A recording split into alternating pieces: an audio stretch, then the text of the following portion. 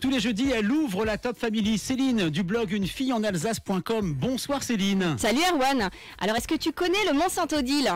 Bah oui, quand même, tu m'as pris pour un barbare ou quoi? Non, mais je sais pas, alors je pose la question. Alors, beaucoup le connaissent effectivement, malheureusement, suite au crash d'un avion qui a eu lieu en 92 en contrebas du couvent du Mont Saint-Odile et qui a fait près de 90 morts. Mais il faut savoir qu'après la cathédrale de Strasbourg, c'est quand même le deuxième site emblématique d'Alsace en termes religieux. Et c'est aujourd'hui encore un haut lieu de pèlerinage et de ressourcement pour beaucoup d'Alsaciens, mais pas que.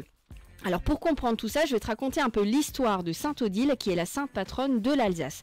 Alors c'était la première fille d'un duc, le duc d'Étichon-Adalric, qui attendait en fait un héritier garçon. Pas de chance, c'est une fille, en plus elle est née aveugle. Ça démarrait mal pour elle. Alors pour s'en débarrasser, il veut la faire tuer, mais heureusement sa femme va le faire changer d'avis, et c'est comme ça qu'elle se retrouve dans un couvent en Bourgogne.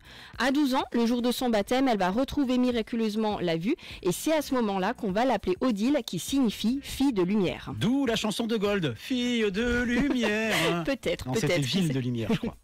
Alors avec l'aide de son petit frère, elle va revenir en Alsace, mais ça n'a pas vraiment plu à son père. De rage, il va frapper son fils à mort et obliger Odile à se marier à un prince. Et c'est là qu'elle va s'enfuir en forêt noire, poursuivie par son père. Elle est dure cette histoire, il est méchant son père. C'était pas simple à l'époque.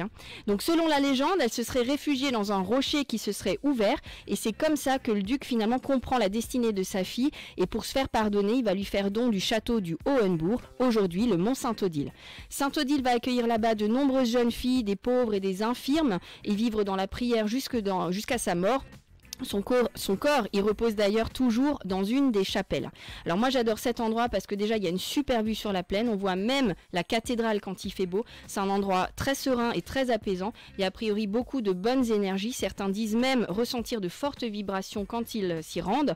Le Mont Saint-Odile a aussi de nombreux autres mystères comme le mur païen par exemple qui fait 11 km et qui entoure en fait le couvent du Mont Saint-Odile. On peut d'ailleurs faire le tour à pied.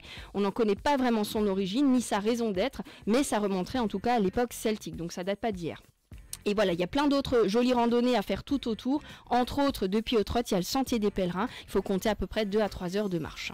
Et vous retrouvez les différents itinéraires, bien sûr, sur unefilleenalsace.com. Elle était passionnante, cette histoire d'Odile. Ça t'a plu ? Ben oui, bien sûr, le mur païen, 11 km. Par contre, les énergies positives, par rapport au crash d'avion, je suis pas sûr. Ouais, bon, après voilà, on y croit pas, mais voilà. Céline, que vous retrouvez sur les réseaux aussi, bien sûr, Une fille en Alsace. Et on te retrouvera le mercredi prochain. Oui, puisque pourquoi ? le jeudi, c'est férié. C'est férié, voilà. On rate pas un épisode de Céline d'Une fille en Alsace. Merci Céline. Avec plaisir.